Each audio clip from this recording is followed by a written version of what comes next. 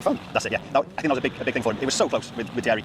All weekend, he's got to take confidence in. He always says he's not been happy with his car since they changed to the hybrid car, but he's been unbelievable. Him and Thierry have been unbelievable this weekend, and he's enjoyed himself. He always wants more. Everyone does, but he has enjoyed himself. He maybe feels he hasn't quite been rewarded properly for getting the results he did, but at the end of the day, that's not really his fault. He's doing everything he can to maximise his position. Let's see what everyone had to say at the end of the event. We made a bit of a brave tackle. Luckily, the condition of the power stage first time through was much worse than we really anticipated. We were expecting it very dirty, of course, but the cuts were so wet. It made the hard on the rear very difficult to deal with, and that's basically what happened. Just in a muddy place, the rear came around, didn't really have much chance to try and save it. I thought I'd maybe get away with just the brush of the bank, but unfortunately it spun us around the other way. There's guys that had a much worse event, let's say, that have been rewarded with very similar, if not better points. So it's the guys behind that are benefiting, that are maybe not fighting at the sharp end and still collecting huge points. So it's keeping the pack and the manufacturers is even worse. Toyota's about 1-2 results now in the last two events, and I think we've gained 7 points over 2 rallies. So it's not right. Talk about having fun, and we did have a lot of fun out there. The man in third was having a huge amount of fun until Saturday night. Thierry again drove a great event, didn't he? Until Saturday night, one small mistake Sunday. Yeah, again, him and Elvin matched each other all the way through.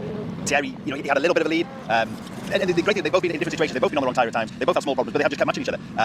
Slightly unfortunately to Thierry, the damage that he caused in stage 18, that hampered him for the rest of the rally. He lost the rear aero off the car, which makes a huge difference to these hybrid cars. And yeah, he sort of slowly dropped away, which was a bit of a shame to see, but he did pick up third overall. I think if ever there had been a question of how much that aero impacted on the car, it was pretty graphic today, wasn't it? Certainly in the power stage. After a weekend of mixed fortunes, let's hear what Thierry had to say. Points-wise, we take the same amount of points here this weekend. I think we are both a little bit disappointed and frustrated that we couldn't end up on the highest position of the podium. Of course, nothing was done until this morning. Even if we had the lead, it was pretty close, and nobody could know who would be the winner out of us three. At the end, it was Sebastian, because we both went a little bit off the road, but that's part of the game. And like I say, the most important is to take good points from the championship. Mistakes happen, whatever is the driver or the co-driver. This time, it was a tricky situation, and I know it came a little bit late, there was nothing I could do.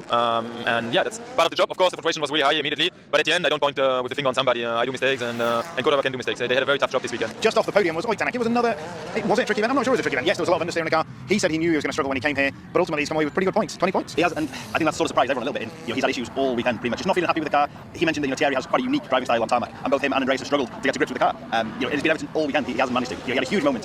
He said himself that him getting through that moment was nothing to do with his ability. He was just a passenger. He was just luck. But he's come away with a massive all the points. Oitanak had some fairly forthright views on the points. Let's hear them. Considering where we were during the weekend and where we end up, of course, really positive, and nothing we really expected. But this fantastic system really helped us. I mean, there is so simple ways to keep the Sunday the extra points and for the power stage and all kind of things to keep the entertainment going.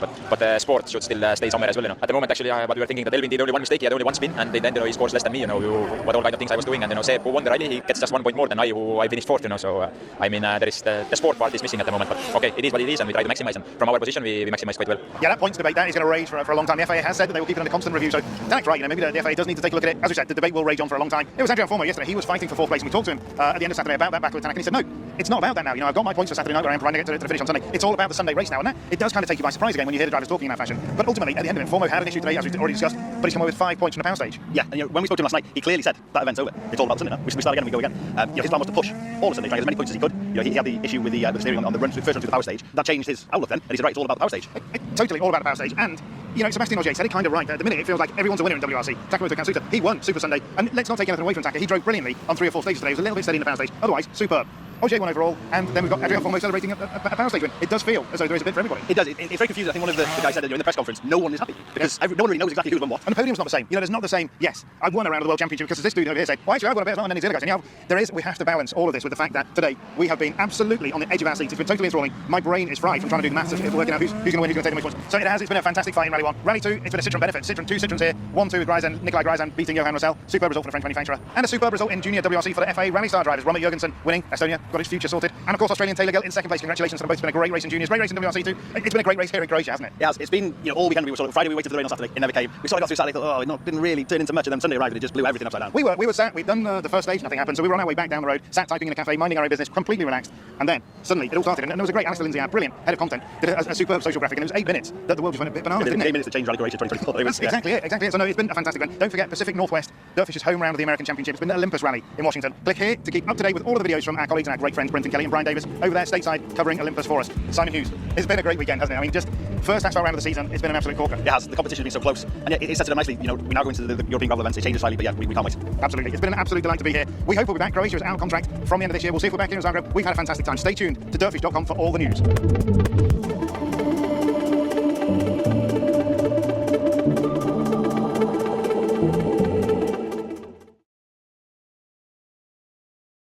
Welcome back to the service bucket. It's the end of Saturday here on the Croatia Rally 2024. It's been an absolute thriller, Simon. We have 4.9 seconds between Thierry Neuville in first and Elvin Evans in second. It's a ripper, isn't it? It is. 2 full days of competition, different vehicles, different challenges, road position, different tyre choices, potential of weather, and this afternoon they did sort of take a gamble. And like I say, there's still less than 5 seconds between them. It just shows the level these guys are driving at. It's been absolutely fantastic. It's got to be said. Potentially, there's been elements of this so far 2 days. It's been a little bit